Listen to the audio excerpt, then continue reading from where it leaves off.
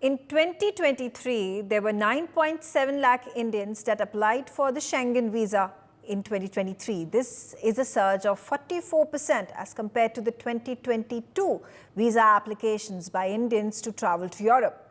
The European Commission consulates are so overwhelmed that they are unable to process these visas. The earliest you will be able to travel to, say, Germany or Italy is only in July 2024.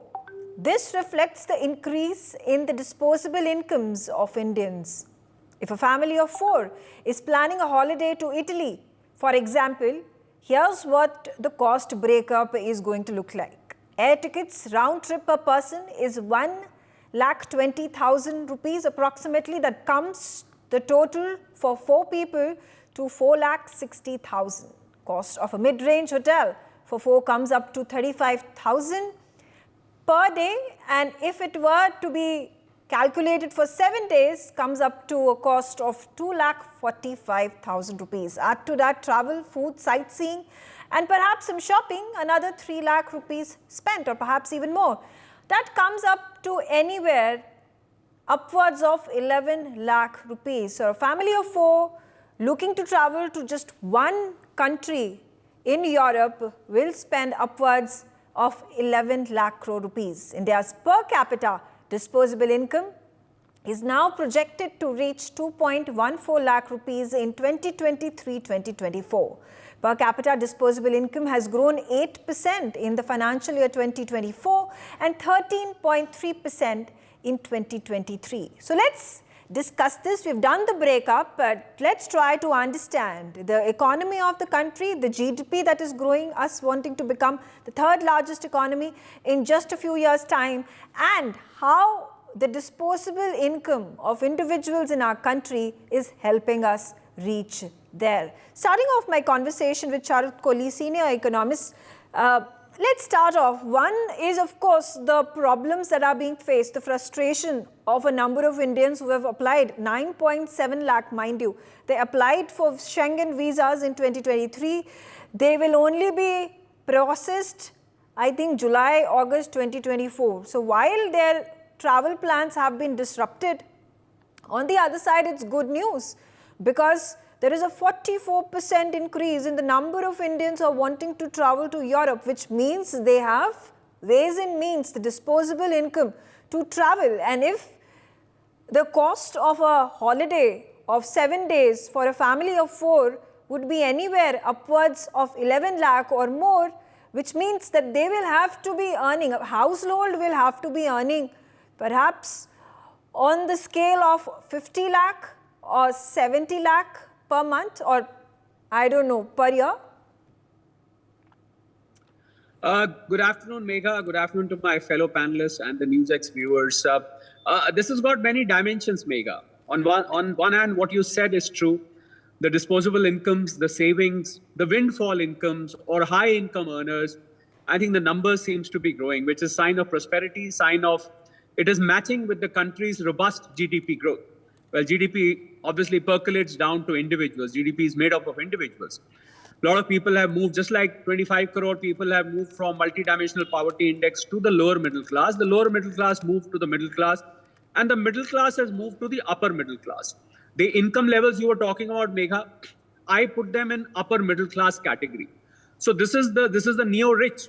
They are the kind of people who have seen. See, the people who are already rich, Megha, they have already traveled to Europe many times. They have been around the country, around the world many times. But as more and more people climb up the ladder of this middle class to upper middle class, they obviously want to see the world. So that is one perspective. The second perspective is, I have a grudge against these European nations as well. You know, Italy, Germany, France, Belgium, Austria, Luxembourg, some of the most visited countries I'm naming here. Now, not that these countries are going gaga about their GDP. Most of these countries, I must say here, are in recession. In the times of recession, you would like to invite more and more tourists. So why is, first of all, there a shortage of people at the high commissions or the embassies or the consulates? These nations have to answer, are they so rich? Or is there a hidden agenda to limit the number of Indians visiting their countries? So I think this needs to be revealed by these countries sooner than later. That is the second Okay. dimension. My third dimension and last dimension, Megha, is that why should Indians queue up? I mean, with due respect to their income, savings, and surplus, or the kind of money they have, why should they queue up for countries who do not want to get them there in a hurry for travel, and they're going to spend? You just spoke of numbers: the hotel rates, the luxury, the excursions, the local travel, food, the kind of expenses Indians do. They just splurge when they go there because they've saved for this holiday. So why should Indians only be looking at these European countries who are getting so pricey in giving the visas? There are so many other destinations. You can go to Korea. You can go to Southeast Asia. There's so many countries where we don't even have visas. You get visa on landing. Indian passport is becoming more and more powerful. With each quarter, I would say, there are more countries getting added. So I have a three-dimensional view to this problem. But as far as India's disposable incomes are concerned, there is no stopping there. We are getting to the third largest economy. You will see these numbers growing more and more in the times to come, Megha. Let's also put in another aspect where there is also an increase in people opting for vacation loans. They end up paying for their vacations, which they do perhaps once a year or twice a year, and they are ready to pay the high EMIs, the high percentage on which the loans are provided to the people who apply for it. Is there also a downside to it, Sharat Kohli? That is there a bubble that we are living in, as the subprime crisis that took place in America, or what we are also seeing in China? Can there be at this point of time an alarm that could be raised that, listen, hold up, the disposable income per capita that government has calculated, projected, is about 2.75 lakh rupees per individual, and here it is, individuals who are spending more than 11 lakh to 15 lakh for their vacations twice a year. So are we getting stuck in this bubble that is being created, where loans are being dispersed, you're using your credit cards, hoping to pay them in the next 6 months or 1 year or 2 years, and don't have the income, don't have the actual cash to pay it back? No, there are two categories of people in the category you mentioned. There are two subcategories. One category is people who genuinely don't have money, but they want to go beyond their means and repay over 6 months or 12 months, as you rightly said. They just want to go beyond that. The second category is there is something called the opportunity cost of money. They are able to save that money and they borrow, take a loan at, let's say, 7%, 8%, 9%, or even 10%. But their savings are actually generating, say in stock markets, portfolio management, 15 to 20%. We call that as opportunity cost of money. So there are these categories also. But yes, I agree.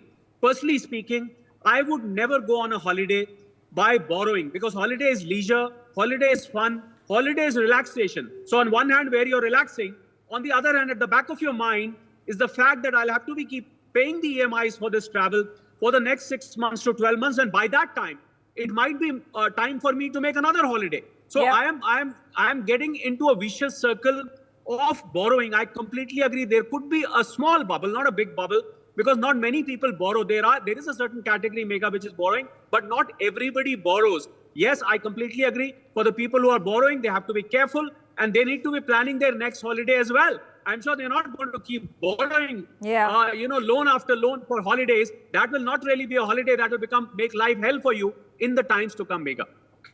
Patikrit, let's understand from you as well about this resurgence of the Indians who want to travel far and wide, and Europe being amongst the top destinations.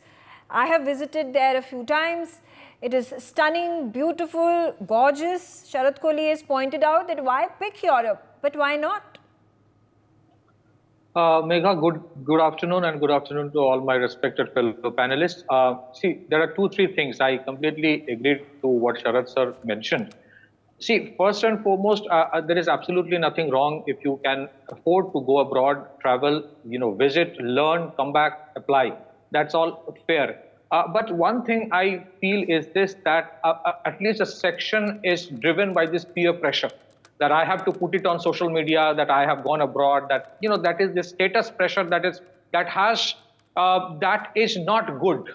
That part of it, where you are just trying to be part of that thing, you're just doing it because somebody else is doing it, because you have to show that I am above the rest. let me tell you one thing. One of the reasons why for a long period of time, India never got bothered by global recessions beyond a certain point is because our family traditions, our parents were extremely conservative. They would always spend less than what they earn, and they always had this buffer for bad times. Unfortunately, while I have nothing wrong, I have nothing against consumerism, and I think consumerism is equally important when it comes to the growth of the economy. The consumerism, as Sharad sir mentioned, has to be within your means. There is a section, Megha. I mean, I come across people, who are probably just started the corporate life, and then they would change their Apple iPhone every 6 months. I don't know what they gain out of it. I would rather prefer you invest that money elsewhere. So that obsession, that peer pressure is something which I don't think is helping. I have personally been to many of these European cities, and I've embraced many of the things that I've learned over there, and I've tried in my own little way to apply it here. But yes, as in 2014, when we were part of the fragile five economies, we were a $2 trillion economy. Today, we are almost a $4 trillion economy and is among the major five economy. So in that case, invariably, the quantum of people traveling abroad, not just for vacation, but for business purpose as well, invariably is going to go up. What I feel, and Megha, I completely support what you said, and Sharad sir also mentioned, why also not travel within the country? Why also not travel within India and explore the hidden treasures that your country has? And it would have a quantum impact on your own country's economy rather than be depending on foreign tourists coming here. Domestic tourism is bursting at its seams. Whether it is the Char Dham, it is religious tourism, whether we go to Ayodhya, whether we go to Kashi, Varanasi. There are millions and millions, lakhs of them. And as we were making the comparison, those who travel to Mecca, Medina, and those who are traveling to Vatican are much lesser in number. And there has been promotion that has been made on a national scale at state level as well, where all the governments, state and national, have come together to bring out this publicity campaign, to use advertisement to attract Indian tourists, to attract international tourists. But the distinction, as Sharad said, was that as your disposable income increases, you are also willing to explore the world. And again, the question, I don't know if Italy and Germany and other European nations are acting pricey because they at this point of time are facing depression, facing recession. And when their revenues come in, large percentage of it from tourism. And as years are going to pass by, the world's biggest populations and their countries, China and India, are going to be visible, appearing across the globe, including in Europe. The maximum number of tourists are Indian and Chinese, as are the numbers that are depicting. So, Megha, there are two things I want to say. I agree to what you are saying. See, there is a palpable apprehension in Europe, especially in Western Europe, that fear might be completely outdated. They feel that, if you allow more to come, many of them will just vanish into the country and they'll never go back. So that is this fear they have. So they try to prevent it. It's a complete myth because most of the illegal immigration happens from Western, the Northern Africa and many of the Middle Eastern countries, not that much from India. The other thing is that one of the reasons why people are traveling abroad is also this obsession to get a European degree at an exorbitant price. Sometimes they are in deep debt trap because of that. So I think it's a combination of several factors. But let me tell you, the bottom line is this, and I think I and Sharad sir agree on these things, that invariably you will have a larger number of people traveling abroad, but we need to create the distinction between those who are genuinely going for a purpose and those who are just going because somebody else has gone and so I'm borrowing money. That bubble of credit in the urban India today is imploding, Megha. You would find so many places and cases where they have taken easy money through some app and they have then been so much of pressure on them to return the money. Many are committing suicide. Okay. So I think it has to be a balance between when you travel, you should definitely travel, but within your means and when you can afford it. I am not going to judge anybody, but I'm saying there are these indications where some, at least in the urban areas, trying to spend far more than what they can afford. Eventually, when a recession hits, it hits them the most. And that's why a balance between being extravagant and at the same time conservative actually would help. That's the limited point I have made. Ambassador Mahesh says they've, give us your opinion about, everything becoming so exorbitant within the country. If you're buying a car, it costs you, if you're just looking to upgrade from your regular Marutis and your regular, affordable cars, and then the Wagonars and so on and so forth, and then moving up to the sedan class, it costs the car, you end up buying for about, from 23 lakhs to about 40 lakhs. And then comes the luxury cars you call the Audis and the Mercedes and so on and so forth. So, and then if an individual is going to a high-end restaurant, you end up, spending to the tune of about 30, 40, 50,000 rupees. If you are going with a bunch of friends, 5, 6 of them, that's the amount you're spending. When you're going shopping, and if you do this every second month, again, similar amount of money is spent. So the question one is the country's per capita disposable income is increasing, and on the other hand, is a debt bubble being created over here? And that is a crisis situation if that is happening. Thank you, Megha. You asked an important question. I would have some non-economic take as well on in my response. Having served as an Indian ambassador to Norway, I can grumble when it's minus 17 degrees in February, March. There are no visitors from India. But when it's balmy 16 degrees to 18 degrees in June and July, the hordes of people come. So it's a seasonal phenomenon. But I should also add, from the supply side and demand side, there are both issues which our erudite panelists have already mentioned some of them. But let me bring in something more. On demand side, it'll be unfair to just call everyone a tourist. There are a lot of others who have applied for visa, might have applied for visa, students. They know that there's a 90 days waiting period. So there is a scrimmage to get visa before their session starts in September, October. There are gig workers. Remember, most of the native Europeans go on holidays in June and July. The streets are deserted, everybody is on the beaches. So who works the system those days? There are gig workers being invited to come and work. Some of them, some of the companies, some of the utility providers get their new people from abroad in the beginning of June so that the permanent workers, the natives, can go and enjoy their beaches in July and August.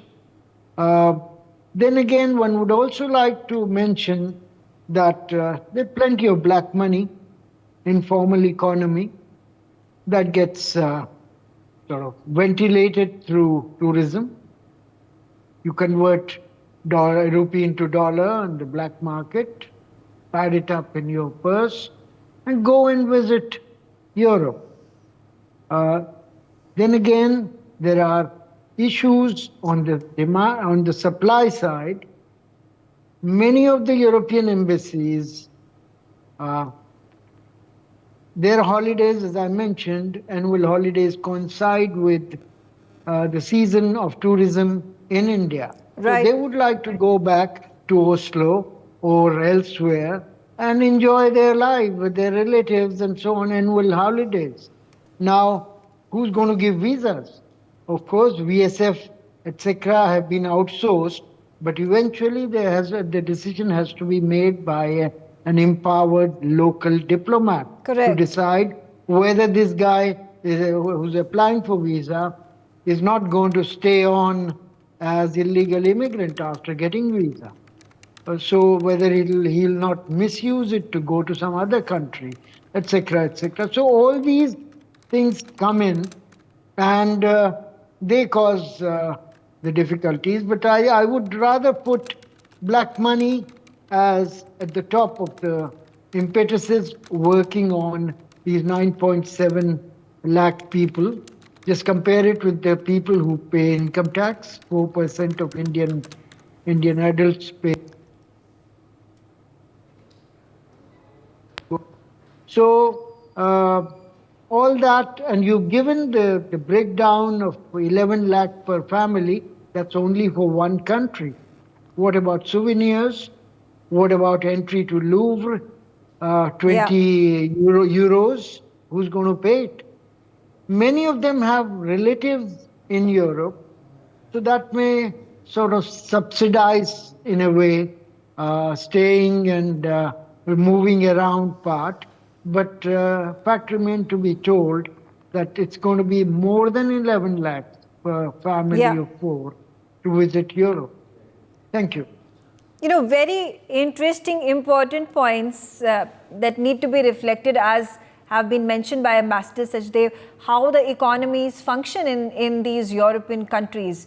Surinder Singh Lali, then, is it time for European nations, and once again the point that had been raised by Sharath Kohli as well, to adjust themselves, because countries which are facing recession, there are economies in South Asia that are growing at a very large scale, at a very increased speed, to then, are these European nations have to, change themselves, adapt themselves to the demands that are coming in from the erstwhile underdeveloped countries, because there has been a global shift in the economies that are doing well, that are making money, versus the economies who are stagnant right now for various reasons and would rather seek revenues from tourism, if one could call it one of the ways of getting incomes, of getting revenues, then so be it. And how soon can this transformation happen? How soon does the realization dawn? Thank you, Megha. It's an honor and pleasure for me to be here among such a distinguished panel. And I'm going to make brief 5 points, but I'm going to take your point first, that it's a lot more complicated than the European embassies in the countries making an adjustment. And in some of the points, you'll understand why. Visa and the embassy staff works on reciprocity. So, as we saw in the Canadian example too, that we issued demarches and made a few of them to leave. So to keep that in mind, VFS came in a few years ago, a Swiss company with Blackstone, as a major investor, and they left all the paperwork and the administrative work to be done by VFS. And as Ambassador Sachdev said, at the end of the day, it's the the ambassador or the staff in the embassy staff's prerogative to issue visa or not.